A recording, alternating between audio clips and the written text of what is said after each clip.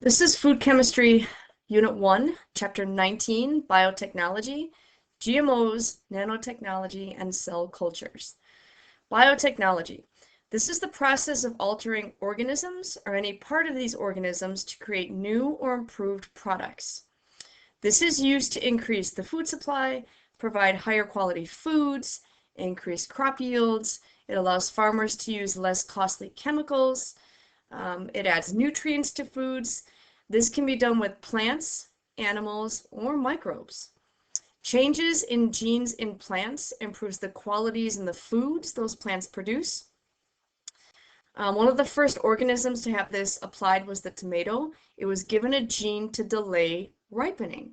Now, a tomato with this gene can survive up to 2 weeks after ripening. This concept is not new, only the methods are new. Plants and animals have been bred for the best traits for thousands of years. And you can see on this tomato here, do you see this? It says genetically modified seeds. Genetic engineering is the altering of genetic material by adding, removing, or rearranging genes. This is where GMO comes in, right? This is a genetically modified organism. It's been genetically engineered. So here's the basic process. You identify a desired trait. This could be like insect resistance in tomato plants, for example. You identify another organism with the trait, a bacteria, for example. You isolate the insect-resistant gene in that bacteria, and then you transfer that bacteria's gene to the tomato plant. Then you allow the plant to develop and determine if the desired trait actually survived in the tomato. If it did, then you watch it, right? You try this again, and then you start to cultivate that tomato. In 1996, GMOs were approved for commercial use.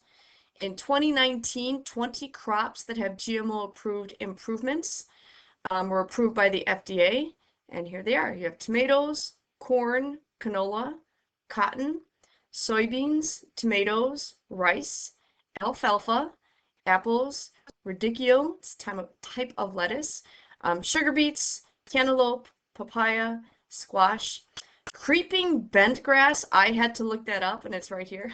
It's a type of grass. Flax, I know that's a seed, pineapple, plum, sugarcane, and wheat.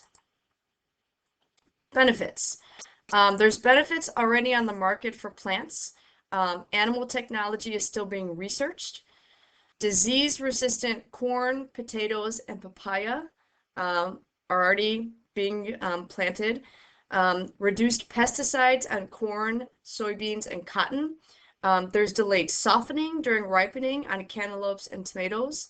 You have herbicide-resistant corn, canola, cotton, soybeans, rice, sugar, beets, flax, and radicchio. We see increased nutrient content of soybeans, tomatoes, and rice. And then you have improved flavor and quality of peppers. Some future uses.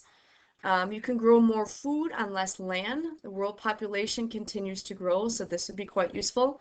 It reduces the risks of foodborne illnesses. You can have the removal of toxins from foods. You can have the development of allergy-safe foods, such as peanuts. Food varieties that grow more abundantly under stressful conditions can also be developed. And again, at this time, remember right now, this is so far being looked at for plants. Animals, not just yet. All right, so how are GMOs monitored? The FDA enforces U.S. safety food laws. GMOs have to meet the same standards that apply to all other foods.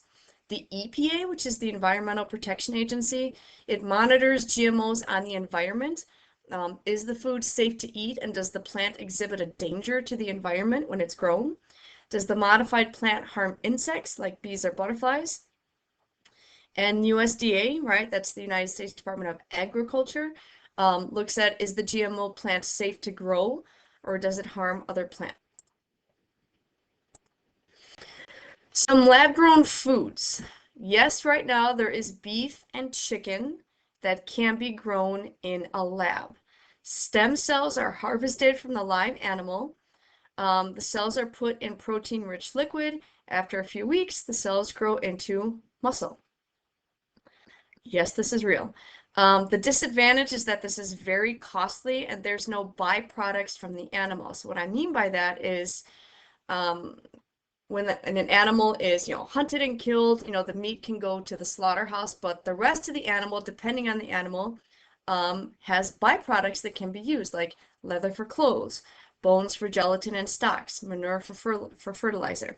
You don't get any of this if you're just growing cells into muscle. Now, the advantage, it avoids the cost of grain, water, and waste disposal. The FDA and the USDA are collaborating regulations of lab-grown meat, and you can check it out here in this video if you're interested. This is probably something you've heard of. There are plant-based burgers on the market. This is another way to meet the protein needs of the future. This is made of plants with the look and feel of a burger. It's lower in cholesterol and saturated fats than meat itself, but the calories and salt content are just as high as processed beef, and it is highly processed.